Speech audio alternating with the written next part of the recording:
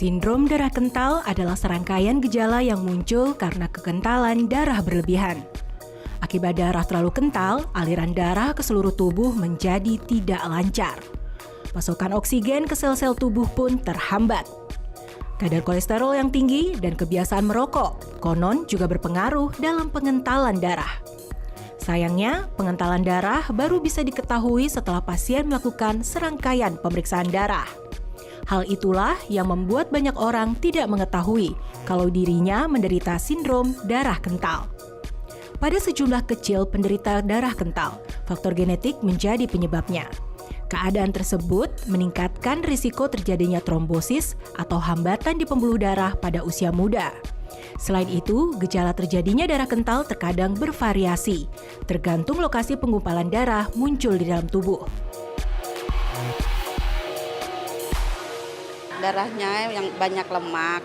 Kalau saya taunya itu ya pembuluh darahnya banyak lemaknya.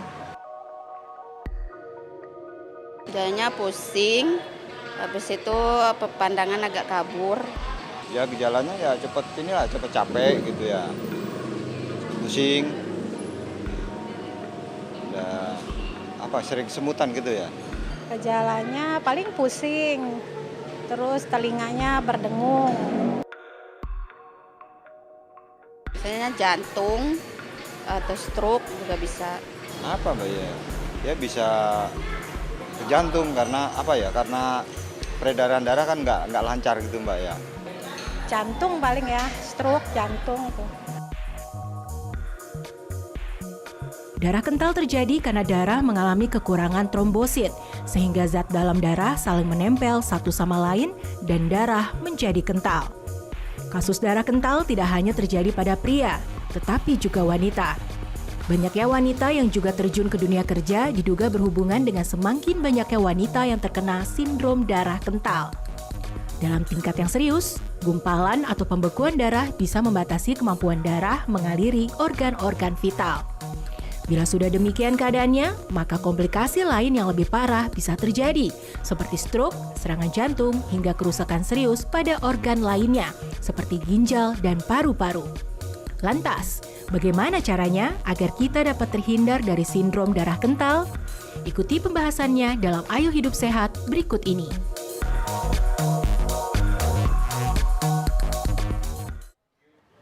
Wow, tadi kalau kita ngomongin tentang pengentalan darah. Nah, sebenarnya tuh saya tuh penasaran banget nih dokter. Pengentalan ini sama nggak sih sebenarnya pengumpalan dan pengentalan darah?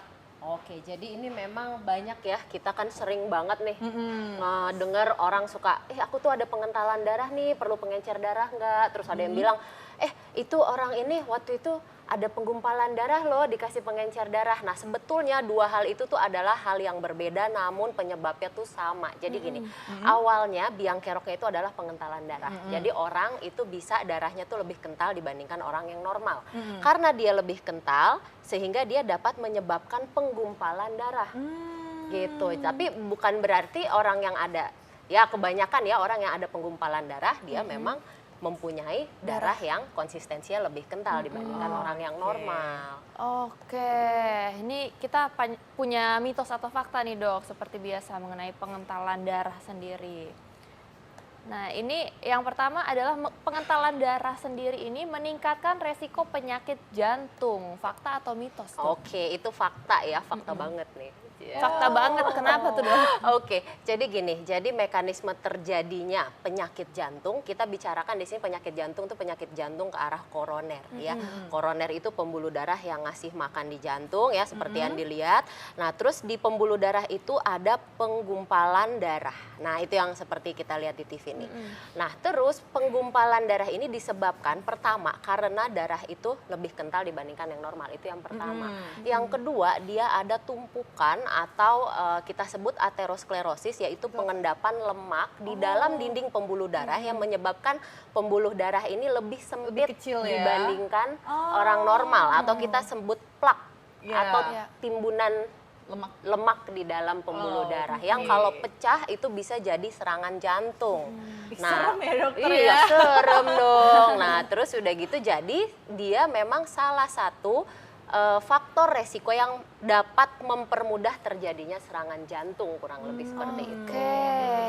Nah dokter, ini juga ada fakta mitos juga nih dokter ya. Ini buat orang-orang yang sering merokok nih. Wah ini serem nih. Waduh. Nah sebenarnya bener nggak sih pengentalan darah ini tuh disebabkan nikotin yang nikotin dalam darah? Ini gimana nih dokter? Oke, jadi ini sebetulnya mitos ya. Jadi memang orang merokok itu dapat menyebabkan serangan jantung. Cuman nikotin ini sendiri efeknya dia bukan menambah darah itu semakin kental, itu bukan. Jadi efek nikotin itu dia adalah merusak endotel atau lapisan dalam dinding pembuluh darah. Nah, jadi dia merusak dinding pembuluh darah sehingga pembuluh darah itu jadi gampang ditempel, dimasukin sama kolesterol yang wirawiri di dalam pembuluh darah, di dalam darah nih. Nah, jadi dia justru nikotin ini merusak si dinding pembuluh darah, bukannya dia bikin darah itu jadi kental. Gitu. Tetap aja efeknya jelek, harus diingat ya, efeknya nggak bagus meskipun nggak bikin kental, tapi dia tetap merusak dan dapat menyebabkan serangan jantung. Oke dok. Ya semuanya kalau udah. Kan?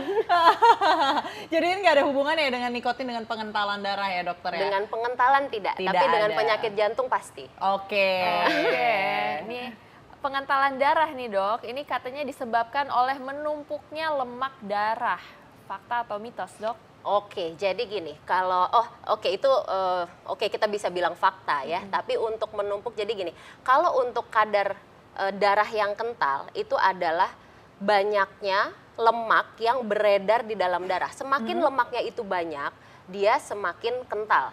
Kurang lebih gitu. Jadi kadar LDL atau kolesterol jahat yang jelek ya kolesterol jahat yang tinggi di dalam darah itu akan menyebabkan darah itu semakin kental. Iya. Tapi kalau dibilang dia menyebabkan penumpukan penggumpalan, ya itu beda lagi. Tadi itu kalau misal penggumpalan itu dia si lemak ini dia menempel di pembuluh darah yang dindingnya udah rusak, dia masuk ke dalam menyebabkan aterosklerosis atau penumpukan lemak di dalam dinding pembuluh darah yang ujung-ujungnya resikonya serangan jantung juga. Gitu.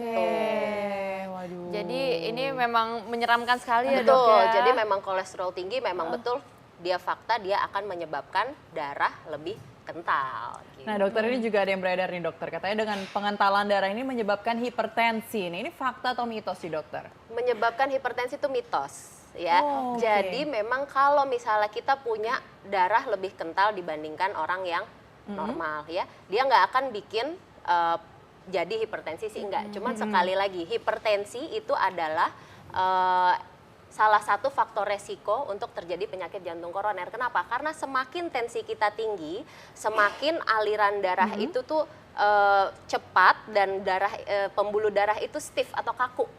Nah, pembuluh darah itu kaku nih. Nah, sehingga menyebabkan apabila darah kita kental, semakin dia merusak dinding pembuluh darah. Kembali lagi mekanismenya ke perusakan dinding pembuluh darah oleh darah tinggi itu. Sehingga menyebabkan apabila darah kita kental, kolesterol yang ada di dalam darah itu gampang nempel di dinding pembuluh darah itu, menyebabkan sekali lagi serangan jantung atau penumpukan lemak di dinding pembuluh darah. Mekanismenya sebetulnya itu aja sih. Oke. Nah ini untuk perempuan nih dok, ini katanya pengentalan darah sendiri masyarakat percaya bahwa banyak diderita oleh perempuan hamil. Ini fakta atau mitos? Oke, itu mitos. Ya, justru mitos kan ya. kebalikannya. Justru Ya. kebalikannya. Ya, jadi gini, kalau misalnya orang hamil, ya, kadar air di dalam tubuh itu akan naik, ya, akan meningkat kurang lebih 1 sampai 2 liter yang bersirkulasi di dalam tubuh. Secara otomatis orang hamil darahnya akan lebih encer dibandingkan orang yang tidak hamil.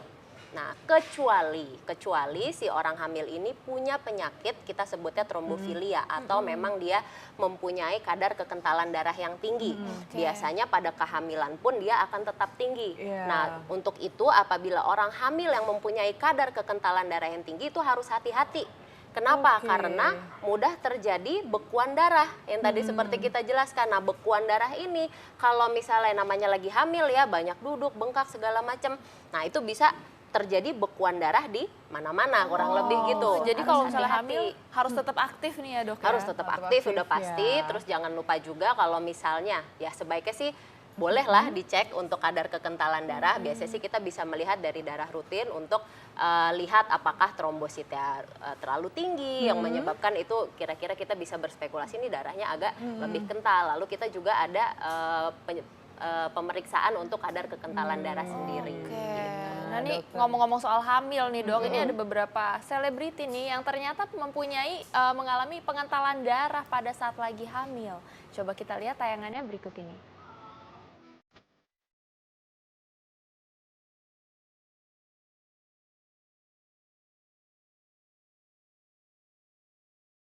Pemirsa, trombofilia atau lebih dikenal dengan pengentalan darah bisa menyerang siapa saja, tak terkecuali ibu hamil.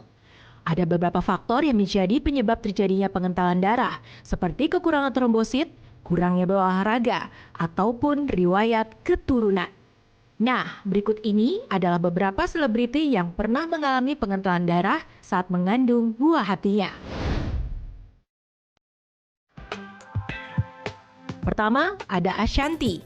Istri dari Anang Hermansyah ini pernah mengalami pengentalan darah saat mengandung anak pertamanya. Pengentalan darah tersebut membuat nutrisi yang seharusnya masuk ke dalam janin terhambat. Sebelumnya, pelantun lagu Kesakitanku ini ternyata pernah mengalami keguguran hingga 3 kali karena pengentalan darah. Diduga sang artis memang memiliki riwayat pengentalan darah akibat faktor genetik atau turunan.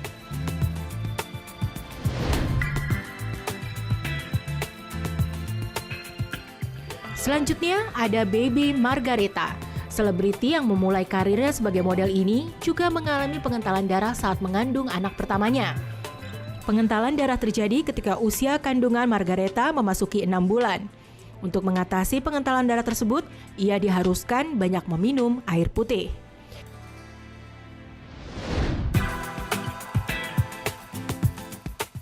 Dan yang terakhir ada April Yasmin. Istri Ustaz Solmed ini mengalami pengentalan darah di saat kehamilan anak keduanya. Proses kehamilannya yang dilakukan melalui proses bayi tabung ini mengharuskan April untuk menerima suntikan obat pengencer darah setiap hari agar nutrisi untuk sang buah hati tidak tersumbat. Ia juga mengaku bahwa pengentalan darah yang dialaminya adalah karena kurang berolahraga.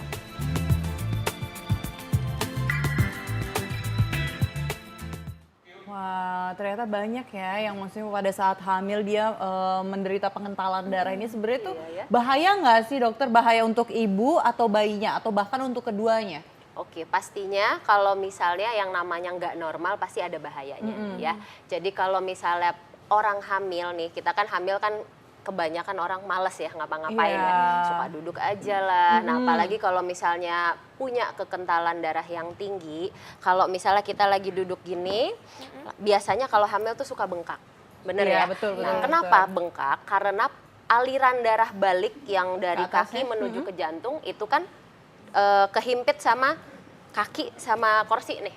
Nah kalau kekentalan darahnya tinggi, kadang-kadang suka terjadi bekuan darah atau tumpukan darah di paha, di belakang paha, di pembuluh darah yang di dengkul atau di paha belakang. Itu paling sering terjadi. Jadi harus hati-hati. Kalau misalnya memang kadar kekentalan darahnya sangat tinggi, sebaiknya memang konsumsi obat pengencer darah. Cuman nggak boleh asal-asalan, tetap harus dikontrol, dikonsultasikan dengan dokter karena kan dosisnya juga nggak sembarangan obat pengencer darah. Gitu. Apalagi kan kalau mau melahirkan kan, kalau mau melahirkan kan secara otomatis obat pengencer darah kita nggak bisa berikan dong. Nanti kan perdarahannya banyak sekali. Nah itu harus dikonsultasikan kalau sudah ke trimester ketiga gitu. Udah paling penting itu. Ini menarik nih untuk soal pengentalan darah nih. Kita akan bahas lagi ya dok, lebih banyak lagi. Jangan kemana-mana, saat lagi tetap di Ayo Hidup Sehat.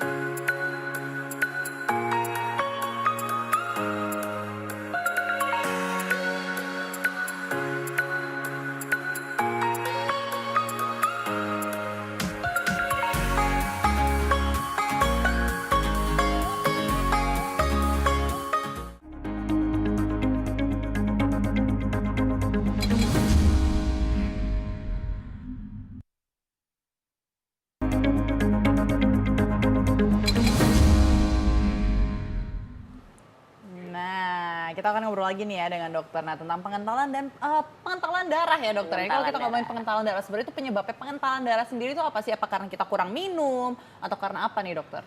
Oke, jadi pengentalan darah sendiri itu pertama betul ya yang dikatakan Mbak Dita ya. Jadi kita adalah kondisi dehidrasi atau kita kekurangan cairan. Nah, itu bisa bikin itu darah bisa kita banget kental. ya? Bisa banget. Makanya pernah nggak? Mungkin kapan check up ke rumah sakit, Oh ya, diambil waktu darah. ambil darah nih ya. Kok susah ya keluar terus, udah Mbak, minum dulu. Pernah nggak? Pernah. Pernah ya. Nah, itu memang kenapa? Karena kalau kondisi dehidrasi secara otomatis darah kita akan jadi lebih kental. Karena kan gini, mekanismenya kita minum ya, itu kan akan diserap oleh usus ya, oleh usus dan dia akan masuk ke pembuluh darah. Nah, dia akan menjadi darah nih. Nah, jadi semakin kita banyak minum, darah kita akan semakin encer. Tapi ya minumnya juga sesuai porsi, jangan digelonggong, Jangan ya digelonggong kan? ya, Jangan dokter minum ya. 5 liter. Iya. Buset, Oke. ya kan? Ini berhubungan nih dengan fakta atau mitos kita yang katanya kalau misalnya pengentalan darah ini dapat dicegah dengan konsumsi air putih. Oke. Berarti fakta ya dok ya? Berarti ini fakta, ini benar sekali. Kalau misalnya makanya kan kita pernah sering dengar ya, kalau misalnya minum sebaiknya sehari minimal 2 liter, Iya. pernah dengar ya, atau 8 gelas sehari. Nah itu memang bagus sekali ya.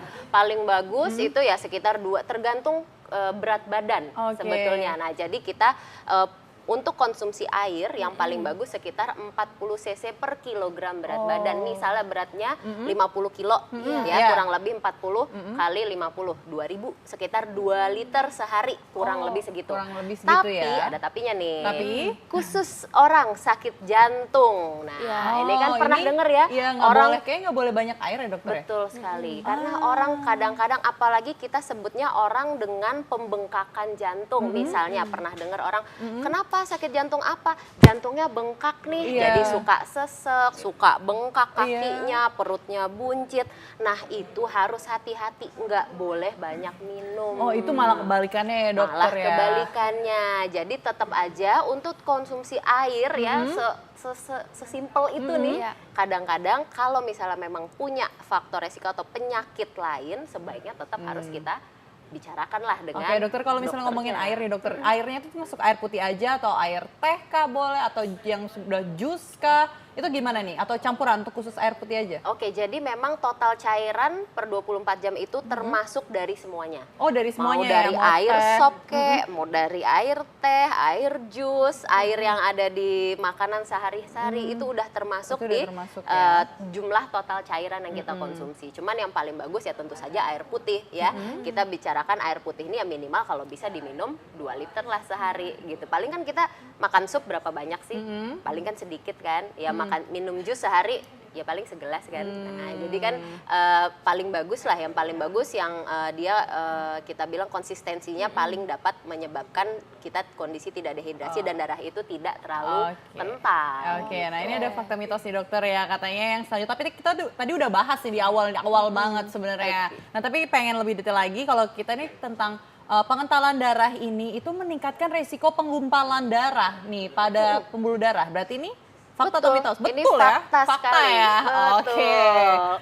Jadi kalau misalnya penggumpalan darah pada pembuluh darah itu kita yang tadi saya udah jelaskan ya, itu adalah penumpukan lemak di dalam pembuluh darah yang dapat disebabkan pertama karena dinding pembuluh darahnya rusak, which is disebabkan sama nikotin, sama hipertensi, sama diabetes gitu ya, dan menyebabkan kolesterol atau si darah yang kental ini, terutama kolesterol yang jelek atau LDL atau VLDL itu dapat menempel masuk ke dalam endotel atau dinding pembuluh darah menyebabkan ada bisul deh kurang lebih Jadi itu di kayak pembuluh darah. timbunan gitu, Jadi kayak timbunan lemak di pembuluh darah yang sewaktu-waktu kalau dia pecah dia dapat menyebabkan serangan jantung. Satu lagi nih, penggumpalan darah yang tadi saya jelaskan, kalau misalnya dia timbulnya di pembuluh darah lain, kayak misalnya tadi di kaki gitu ya. Kalau misalnya kondisi kekentalan darah, kadang nih misalnya kok kaki saya suka bengkak tapi sebelah. Nah, jadi kan kadang ada yang bengkak dua-duanya, ada yang sebelah. Iya, ada yang Nah, sebelah itu nih, dokter. kalau yang cuman sebelah, kadang-kadang kita boleh curiga ke arah adanya penggumpalan darah di pembuluh darah kaki yang bengkak. Nah, kenapa? Karena kadang misalnya gini, kita duduk sukanya begini ya, kaki yang bawah terus secara otomatis akan lebih ditimpa. ya. Betul, Nah, betul. dia akan lebih mudah terjadi gumpalan darah di kaki yang sebelah yang suka kita timpa nih, kurang lebih gitu. Kenapa? Karena dia aliran darah di situ tuh dia nggak loss gitu. Dia Oke. terhimpit, pembuluh darah menjadi lebih kecil, apalagi kalau darahnya kental udah kelar beres. Oke. Gitu. Jadi jangan lupa diperiksa yang udah bengkak-bengkak ya, periksain Iya. semua ya. Oke, nah dok ini ada informasi nih untuk masyarakat nih dok. Ini katanya ada 5 mineral yang dibutuhkan oleh tubuh. Coba kita lihat.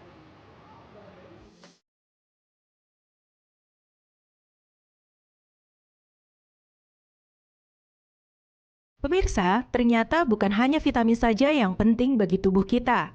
Mineral juga merupakan nutrisi yang penting bagi tubuh. Mineral berperan penting dalam proses pembentukan energi dan metabolisme tubuh. Nah, pemirsa, berikut ini adalah beberapa mineral yang penting bagi tubuh, hasil rangkuman tim Ayo Hidup Sehat.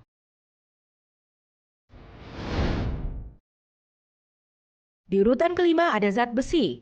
Mineral ini berguna untuk mengantarkan oksigen ke dalam darah serta memperkuat imunitas tubuh. Nah pemirsa, jika Anda kekurangan zat besi dalam tubuh, Anda akan mengalami anemia, lemah, dan lesu. Namun, Anda jangan khawatir. Mineral ini dapat dengan mudah ditemukan dari bahan makanan seperti sayuran hijau, kerang, hingga kacang-kacangan. Selanjutnya, di urutan keempat ada zinc. Mineral ini berguna untuk menjaga sistem imun, reproduksi, dan pencernaan. Zinc juga memiliki peran penting bagi tubuh untuk mengatur kekebalan tubuh dan kesuburan, terutama bagi wanita hamil. Bahan makanan yang kaya akan zinc contohnya daging sapi, kambing, kerang, dan keju. Nah, jika Anda kekurangan zinc, maka Anda akan mudah mengalami kelelahan, masalah penglihatan, kerontokan rambut, bahkan kemandulan pada pria.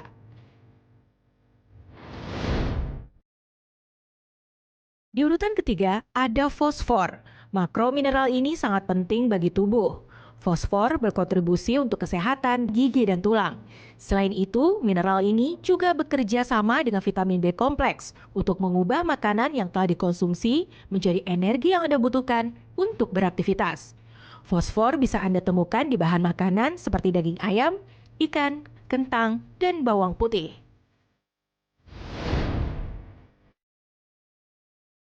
Berada di urutan kedua adalah selenium.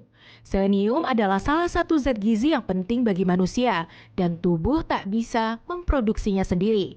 Selenium juga merupakan salah satu mineral penting yang mengandung zat-zat antioksidan, sehingga memiliki andil dalam menghambat radikal bebas yang bisa merusak sel-sel dan DNA. Bahkan, selenium juga mampu menunda efek penuaan. Selenium bisa ditemukan di bahan makanan seperti daging ikan, sapi, jamur, telur, dan kedelai. Jika tubuh Anda kekurangan selenium, maka Anda akan mudah mengalami penyakit kardiovaskular seperti jantung, kanker, hingga serangan stroke.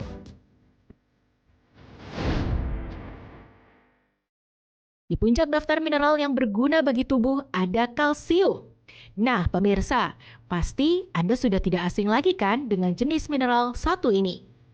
Kalsium adalah mineral yang amat penting bagi manusia. Fungsi kalsium antara lain menjaga metabolisme tubuh, fungsi saraf, kerja jantung, dan pergerakan otot. Tapi, salah satu fungsi kalsium yang paling populer tentunya adalah menjaga kesehatan tulang. Pada umur 20 tahun, tubuh kita akan mulai mengalami kekurangan kalsium sebanyak 1% per tahun. Persentasenya akan terus bertambah seiring bertambahnya umur. Maka dari itu, mulailah rajin makan makanan yang mengandung tinggi kalsium, seperti kacang-kacangan, ikan sarden, jeruk, dan sayuran hijau, agar pasokan kalsium tubuh tetap terjaga.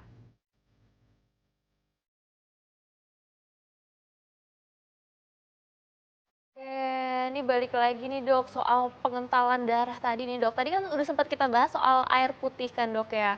Tuh mungkin ada masyarakat pengen tahu juga nih dok. Yang lain faktor-faktor lain yang bisa menyebabkan ke pengentalan darah sendiri. Apa mungkin karena makanannya atau mungkin karena pola hidup, olahraga seperti apa dok? Oke, ini bagus banget nih pertanyaannya nih. Yang paling nomor satu itu adalah makanan, itu udah pasti ya. Kenapa tadi kadar kolesterol yang tinggi ya itu dapat menyebabkan darah itu lebih kental. Itu udah nomor 1 nih. Jadi yang suka makan minyak-minyak ya, yang makan lemak-lemak, makan sop kaki tiap hari ya udah mulai sadar ya. Sop kaki, dokter. Itu enak loh.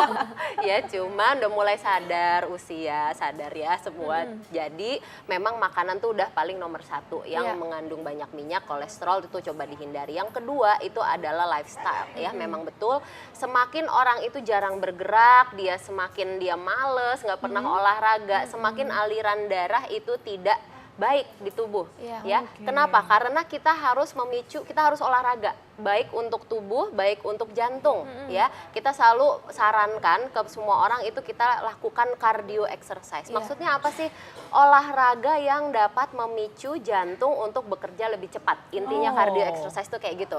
Misalnya boleh dok, tapi saya udah olahraga setiap hari yoga, pilates, itu bagus, itu betul-betul bagus. Tapi tetap setelah yoga, setelah pilates, cobalah lari atau sepeda atau berenang. Jadi harus kombinasi. Harus kombinasi ya. Lari doang nggak pakai yoga, atau yoga ini kan kita kan lebih ke arah kelenturan tubuh, keseimbangan. Itu tentu saja itu sangat bagus sekali. Kalau mau paling bagus banget itu adalah kardio dicampur dengan balancing atau dan fleksibilitas tubuh. Itu paling bagus sekali. Jangan lupa untuk cardio exercise minimal 30 menit 3 sampai 5 kali dalam 1 minggu. Ingat ya, bukan berarti sekali seminggu car free day doang terus habis itu bahagia. Enggak ya. Car free day ditambah minimal 2 kali lagi weekdays harus disempetin. Mau bilang nggak sempet, semua orang nggak sempet. Ya, disempet-sempetin. Dan 30 menit nih dok ya. 30 menit minimal ya. Minimal cardio exercise-nya belum termasuk pemanasan, pendinginan dan fleksibilitas dan lain-lain. Lumayan juga dong. Lumayan. Kan kita kan ayo hidup sehat. Kita ajak